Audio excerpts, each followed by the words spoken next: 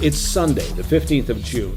Welcome to a special weekend edition of the President's Daily Brief.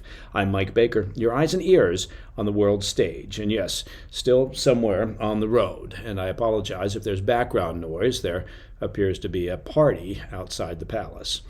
All right, by the way, for those of you in the U.S., well, it's Father's Day. So happy Father's Day to all you dads that are out there listening. My father has long since passed on, but he was, frankly, the greatest man that I'll ever meet. He was loyal, he was honest, hardworking, he was filled with humor, and entirely dedicated to my mother and family. I couldn't have asked for a better role model.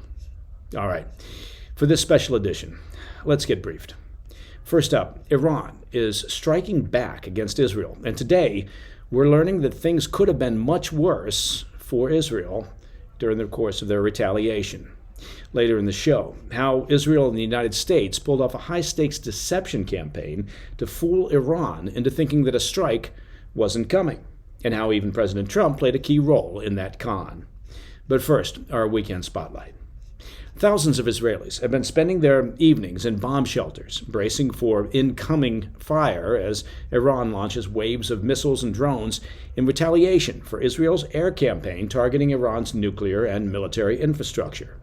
According to the Israel Defense Forces, the IDF, Iran fired roughly 100 ballistic missiles, cruise missiles, and drones. While that number is far less than what many had feared, the scale of the attack still triggered nationwide alerts, sending civilians scrambling for cover, and it marked one of the largest direct assaults on Israeli territory in years. Now, the vast majority of those projectiles were intercepted by Israel's sophisticated, multi-layered air defense system. That includes the Iron Dome, which handles short-range rocket threats, David's Sling, which covers medium-range missiles, and the Arrow system, which is designed to take out long-range ballistic missile threats. Together, these platforms have proven highly effective at neutralizing incoming fire from a wide variety of threats. But, like any defense system, it's not foolproof. Several Iranian missiles managed to penetrate those defenses, likely due to the volume of incoming threats. At least 3 people have been reported killed, with dozens more injured. Now, that number could have been much higher were it not for Israel's extensive network of civilian bomb shelters.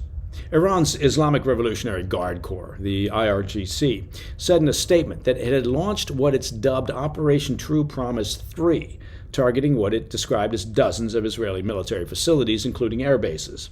Iranian state media is reporting that these strikes are just the beginning, with more retaliation planned.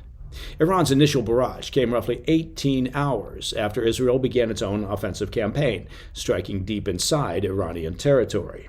Now, Israeli warplanes have hit a range of high-value targets across Tehran and beyond, including nuclear facilities, missile bases, radar stations, and now reportedly elements of Iran's air force. Early morning Saturday, Israel reportedly struck Mehrabad Airport in Tehran, targeting a hangar believed to house fighter jets. Surface-to-air missile systems were also reportedly destroyed. The strikes appear to be continuing in waves. Meanwhile, Iran has confirmed the deaths of 2 more senior military leaders, the Deputy Chief of Operations and the Deputy Intelligence Chief of the Armed Forces. Those confirmations come just one day after Israel killed 6 top commanders, including IRGC leader Hossein Salami and Iran's overall military chief, Mohammad Bagheri. In total, Israel claims to have killed more than 20 Iranian military commanders since their operation began. Iran's ambassador to the UN now claims 78 people have been killed in the Israeli airstrikes so far, with over 320 wounded. Those numbers are hard to independently confirm. We've also learned that the U.S. is actively involved in Israel's defense.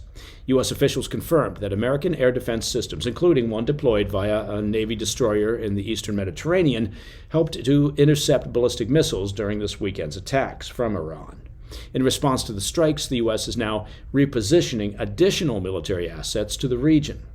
Axios reports that the Navy has ordered the USS Thomas Hudner, a destroyer equipped for ballistic missile defense, to begin moving toward the eastern Mediterranean.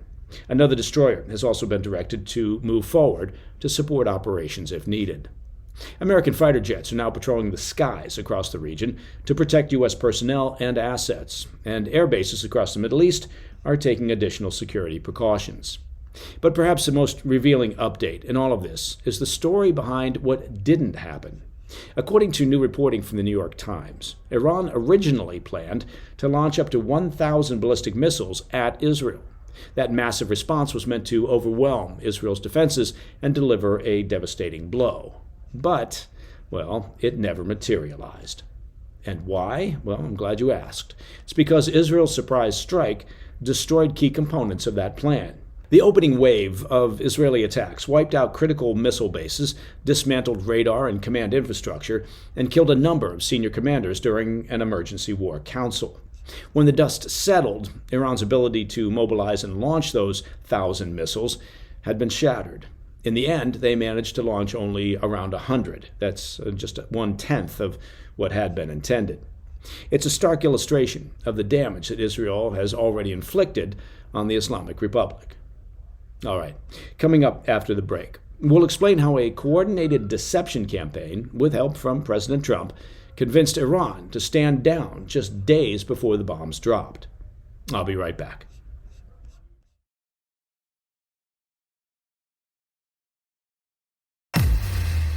We're now learning that Israel's strike on Iran's nuclear program wasn't just a military operation.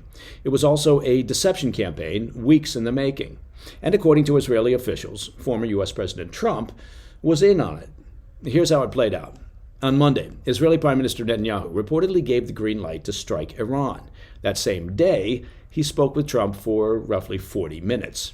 Soon after, leaks emerged, claiming Trump had urged Israel not to attack and instead focus on nuclear negotiations with Iran. But that, we now know, was part of a ruse. The misdirection, well, didn't stop there.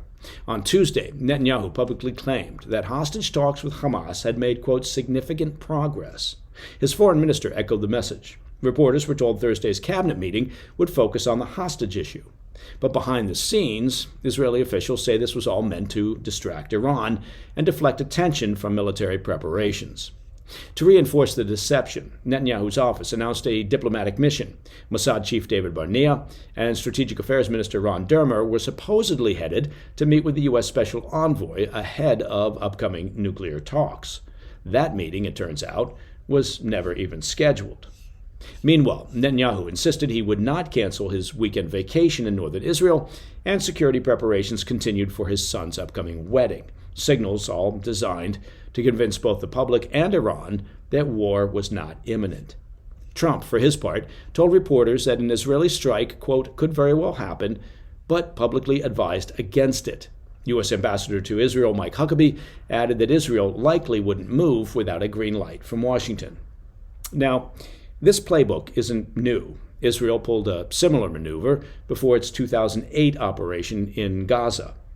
Now, a measure of just how well this latest deception campaign worked is the significant resulting damage done to Iran's military infrastructure, leadership, and nuclear facilities as a result of Iran being caught off guard.